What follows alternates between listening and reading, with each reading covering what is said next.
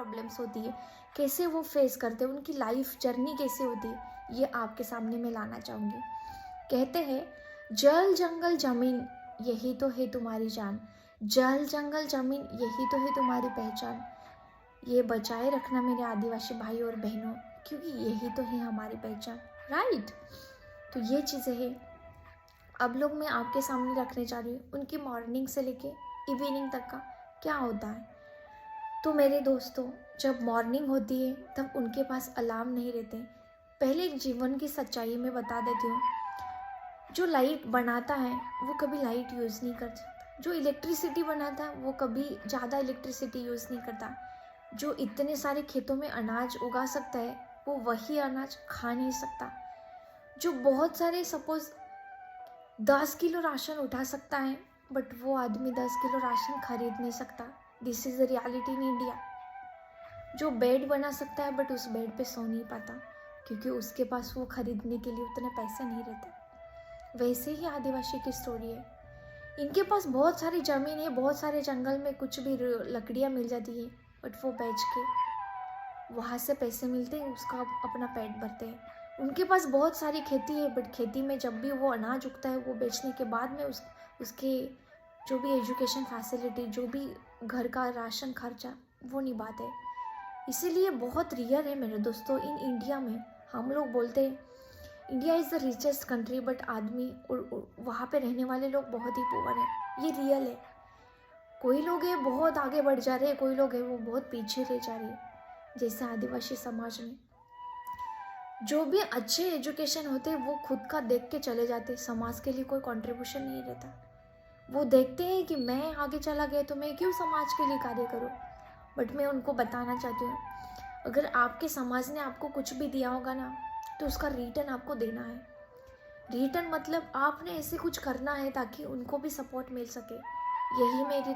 यही आज के दौर पे मैं मोटिवेशन में बोलना चाहूँगी। मॉर्निंग होती है मेरे दोस्तों इन आदिवासी समाज में, कोई अलार्म नहीं होता, कोई ब्रेकफास्ट नहीं होता, सीधा उठ के जो भी बना है वो खाना है, या रात का बचा है वो खाना है, वैसे खेत में जाना है। मॉर्निंग से लेके नाइट तक वहाँ खेत में काम करना है। No phone, no alarm, nothing, कुछ भी घूमना फिरना तो आप सोच भी नहीं सकते। जैसे ही खेती में गए उसके बाद में नाइट में आना है, फिर देखना है कि नाइट के लिए कुछ बचा है या नहीं बचा है, वो फिर से उसको एक बार चेकआउट करना है। फिर देखते हैं आज एक घर में काम मिल गया तो कल कौन से घर में काम मिलेगा। आज एक खेती में काम कर लिया, कल कौन से खेती में काम करना है।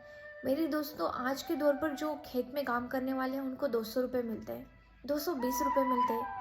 जो लेडीज़ हैं उनको 180 रुपीज़ मिलते हैं। ये कोई एक, हम लोग एक दिन में एक मोबाइल से एक रिचार्ज करें वो भी 500-600 का आता है। तो ये लोग दिन भर काम करने के बाद में उनको इतने सारे से पैसे मिलते हैं, इतने से, उससे कुछ नहीं होता मेरे दोस्तों। इसीलिए उनके बच्चों को खेती में काम करने के लिए बोला जाता है।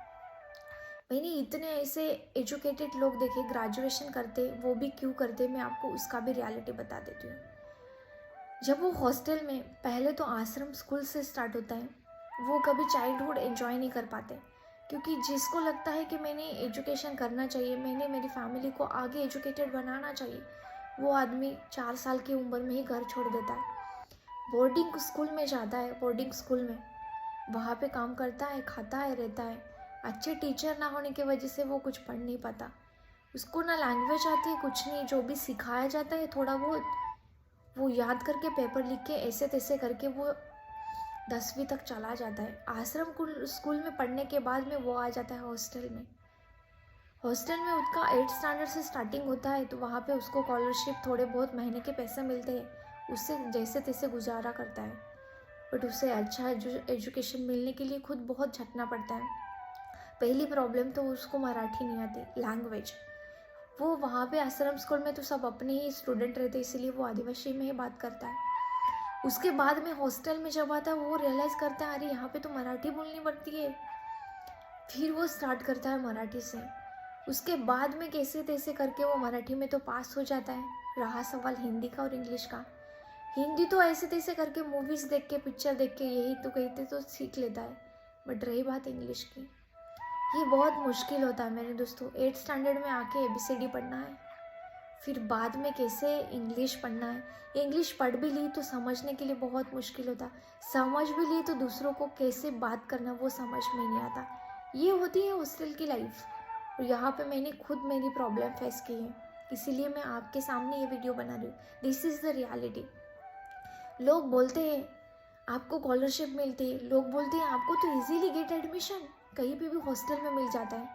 मेरे दोस्तों, अगर हॉस्टल में और स्कॉलरशिप नहीं मिलती तो आज ये बच्चे आपके सामने, आज ये प्रोफेसर मैडम आपके सामने वीडियो बना रही, ये कहीं खेती में जाके काम किए पड़ी होती, यहाँ पे नहीं आती जो टिफ़िन लेके कहीं पे भी गांव में किसी ना किसी के घर पे काम किए होती। क्योंकि इतने पैसे नहीं होते कि हम रूम खरीद कर रह सके, इतने पैसे नहीं होते कि हम लोग हॉस्टल के अलावा कहीं बाहर रह सके। अपनी माँ बाप की सैलरी होती 30,000 पर ईयर, उसका तो शहर के लोगों का 30,000 तो मॉर्निंग का ब्रेकफास्ट ही होता है। तो कहाँ से एजुकेशन खरीदेंगे, कहाँ से फीस भरेंगे, कहाँ से अच्छे स्कूल में पढ़ेंगे? नहीं पढ़ सकते। जैसे तैसे करके ग्रेजुएशन तक आ जाते हैं, उसके बाद में सब फिनिश होता है। जिन्होंने ग्रेजुएशन कर लिया वो लोग घर जाके सोचते हैं अभी कॉम्पिटिटिव एग्ज़ाम के लिए हमारे कोचिंग के लिए पैसा नहीं है। मेरे दोस्तों, जो भी आप सोचते होंगे कि हमारे पास अच्छी कोचिंग नहीं है, हमारे पास ज़्यादा पैसे नहीं तो मैं कोचिंग नहीं, मेरे आदिवासी भाइयों और बहनों को मैं यही बताना चाहूँगा, don't believe on coaching classes. खुद स्टार्ट कर लो। आप एक स्टेप बढ़ोगे तो आपके 10 रास्ते खुल जाएंगे। इसीलिए आपके पास मोबाइल नहीं भी होगा तो आप परचेस कर लेना, क्योंकि आज यूट्यूब पे बड़े से बड़े चैनल भी फ्री में मिल रहे हैं, बड़े से बड़ा लेक्चरर भी आपको फ्री में एजुकेशन दे रहा है। आपको सीखना चाहिए, आपको वहाँ से आगे बढ़ना है। बाद में देखते हैं कि पॉलिटिक आ रहा है, पॉलिटिशियन में जाना है, कुछ करना है, उनको ये नहीं पता होता कि कौन हमारे लिए काम करेगा। वो इतने एजुकेटेड नहीं है कि उनको पता चलेंगे कौन हमारे फेवर में, कौन हमारे अगेंस्ट में। इसीलिए मेरे दोस्तों, कभी भी आप एक वोट पे सब कुछ चेंज कर सकते हैं। इसलिए जब भी आपके गांव में वोटिंग हो, चाहे आपके शहर में हो, एक बार ज़रूर सोचना कि कौन हमारे लिए काम कर रहा है, कौन हमारे लिए अच्छा काम कर रहा है। वोटिंग करते समय भी सोच समझ के करना, क्योंकि आगे का आने वाला जो भी आदमी है, आगे के आने वाले जो भी पॉलिटिकल पार्टी है, वो आपके गांव का विकास करेगा, आपके समाज का विकास करेगा। तो इसीलिए कभी भी जो भी बातें सोच समझ के करना। दूसरी बात है लैक ऑफ एजुकेशन। मेरे दोस्तों, उनके पास पैसे ही नहीं भरने के लिए, फीस भरने के लिए, तो वो कहाँ से एजुकेशन लेंगे? जब तक स्कॉलरशिप मिलती है तब तक पढ़ाई करते, जब तक फ्री हॉस्टल मिलता है तब तक वो हॉस्टल में रहते। उसके बाद में क्या? उसके बाद में वही काम शुरू होता है जो टिफ़िन लेना है, काम पे जाना है, घर आना है, 250 रुपये कमाने, यही काम होता है। नहीं मेरे दोस्तों, हमको आगे बढ़ना है। हमारे समाज में बहुत ऐसे लोग हैं जिनको दो रोटी एक वक्त की रोटी मिलना तो बहुत मुश्किल है। उनके पास खेती बाड़ी है तो अनाज उगाने के लिए उनके पास पानी नहीं है, उसके लिए आपको मिलता है जो गवर्नमेंट स्कीम मिलती है, वहाँ से आपका घर बनता है, सब्सिडीज़ मिलती है, वहाँ से आपको घर बनाने के लिए पैसे मिलते हैं। ऐसे कुआं खोदने के लिए भी जो स्कीम होती है वो भी आप कर लेना, वहाँ से आपका अनाज उगाने के लिए मदद हो जाएगा। जंगल में रहते हैं, जंगल पहाड़ियों में रहते हैं, तो वहाँ का जो जंगल है वो उनको ऐसे अपने ऐसा लगता है, इसीलिए वो सिटी में नहीं आना चाहते। कई लोग होते हैं वो सिटी में आके काम नहीं करना चाहते। तो मैं सबको यही बोलूँगी, आपका विकास करना है तो आपको सिटी में भी रहना पड़ेगा। आपको जो भी काम मिल रहा है वो करना पड़ेगा। वहाँ से आपको थोड़े थोड़े पैसे इकट्ठा करके आपके बच्चों के एजुकेशन के लिए पैसे कलेक्ट करना होगा। ये भी बहुत बड़ी बात होती है। मैं हमेशा एक चीज़ सीखी हूँ, चाहे आप हॉस्टल में रहो, चाहे आप कितने भी गरीब हो, रास्ता अपने आप नहीं होता, खुद बनाना पड़ता है। कोई आपको नहीं आया, कोई पॉलिटिशियन आपको आके नहीं देगा कि आपका ग्रेजुएशन हो गया, आपको जॉब करनी है, उसके लिए आपको नेट सेट क्वालिफाई करेगा, उसके लिए आपको MPSC क्वालिफाई करना पड़ेगा, उसके लिए आपको UPSC क्वालिफाई करना पड़ेगा। अभी एजुकेशन का मैं देख लेती हूँ, मैंने लास्ट 5-6 ईयर का एक कोटा, एक सर्वे टाइप ऑफ निकाला।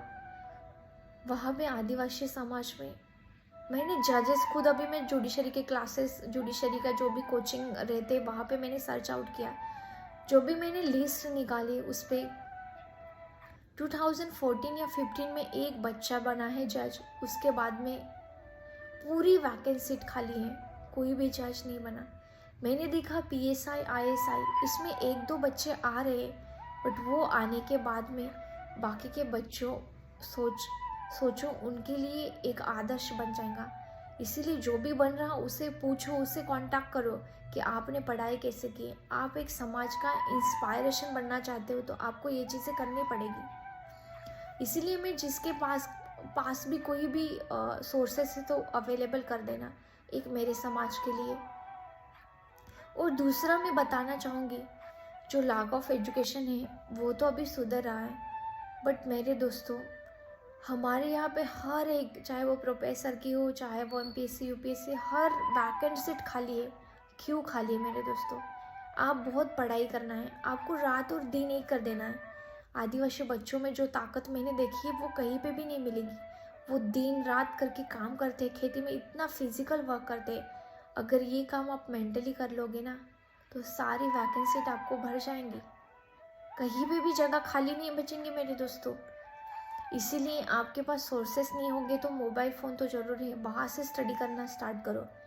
अभी मैं सोच रही हूँ कि हर एक आश्रम स्कूल में जाके मैं एक दिन मेरा एक दिन मैं उनके लिए देना चाहती हूँ। अगर आपको कोई भी प्रॉब्लम हो तो कांटेक्ट में, मैं आपके लिए एक इंस्पायर बनना चाहती हूँ।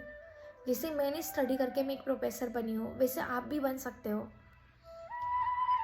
और बताते हैं ना कि, और दूसरी बात, एक व्यसन जो आदिवासी लोगों में एक हाथ बट्टी रहती, वहाँ पे बहुत सारे चिल्ड्रंस होते, वो एजुकेशन नहीं करते, वो हाथ पट्टी पे जाके कुछ काम करने लग जाते, नशा करने लग जाते, दारू पीने लग जाते।